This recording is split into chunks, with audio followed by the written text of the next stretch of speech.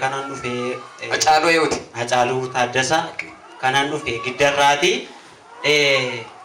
oolmaa Waaqayyoo naa godheen saba kanaaf dhugaa bahuu barbaada.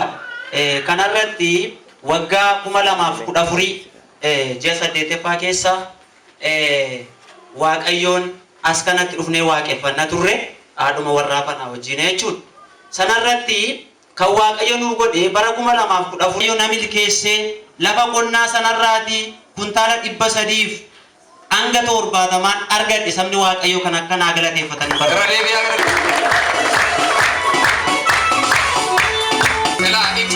Waaqayyo inkisaartaa miti. Ameen ameen ameen. Mee caaquudhaan deebi'aa galateeffadhaa.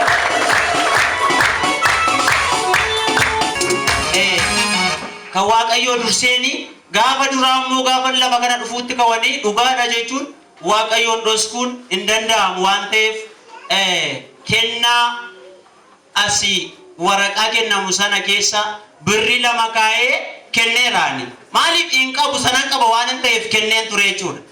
Waaqayyo amma immoo abbaa kuma meeqaa dhageessiseera waan ta'eef kan asa kanaa galateeffatan.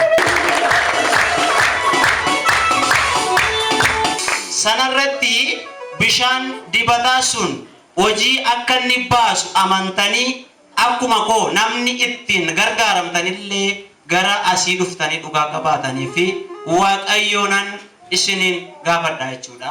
Kanarratti haadha warraa koo faana yeroo sanallee rakkoon dhukkubaa bakka inni ture sana waan tureef bishaan dibataa kan nama tokko 2 tun ta'in nama baay'ee fayyise. Kanas Waaqayyoon galateeffadha.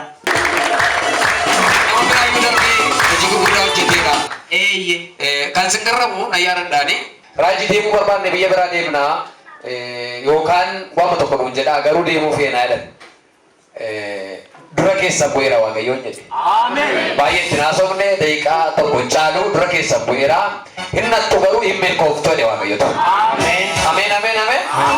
Atis lafa dhattu sanatti milkoofte deemne.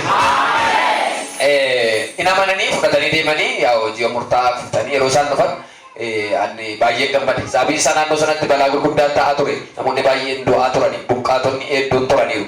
Balaan ibiddaa, balaan rasaasaa, balaan du'aa baay'ee ture.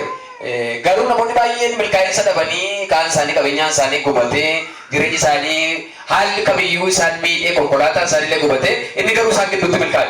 Maali waan qabuuf beektu sagalee. Sagalee fudhattee baata taanaan hin milkooftaan. Sabaqadhaa lambuliin kuntaala amma kana Waaqayyo dachaadhaan naaf eebbisee akkuma isaaniin dubbatee na milkeessee.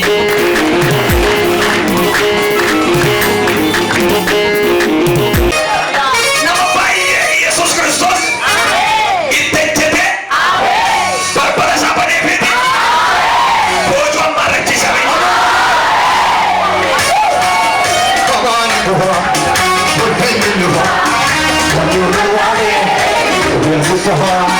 Amani